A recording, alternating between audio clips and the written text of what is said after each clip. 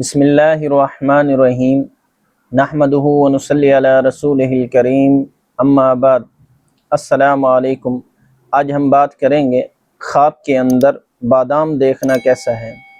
अल्लामा इब्न सिरीन रहमतुल्लाह तआला अलैहि इरशाद फरमाते हैं, ख्वाब के अंदर बादाम देखना नेमत और रोज़ी है जो कि झगड़े से हासिल होगी, और अगर किसी ने ख्वाब के अंदर बादाम पाया तो उसी कदर नेमत और रोज़ी मेहनत से हासिल होगी। और बाज़ मुअब्बिरीन बयान फरमाते हैं कि ख्वाब के अंदर बादाम का देखना इसकी तावील इल्म है, और ये बादाम बीमारी से शिफा है, और मगज़ बादाम का देखना बेहतर है।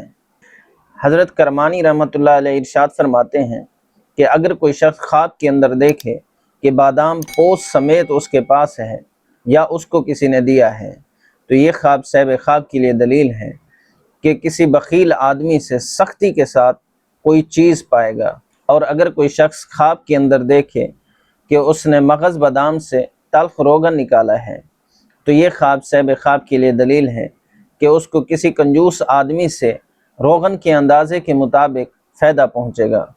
हज़रत जाबिर मग़रिबी रहमतुल्लाह अलैहि इरशाद फरमाते हैं कि ख्वाब के अंदर बादाम का देखना माल और नेमत है, लेकिन अगर बादाम पोस के साथ देखे तो दलील है कि माल सख्ती और रंज के साथ मिलेगा, और अगर बादाम को बग़ैर पोस के साथ देखे तो दलील है कि माल और ज़र आसानी के साथ मिलेगा। हज़रत जाफ़र सादिक रज़ियल्लाहु ताला अन्हु इरशाद फरमाते हैं कि बादाम का ख्वाब में देखना दो वजह पर है।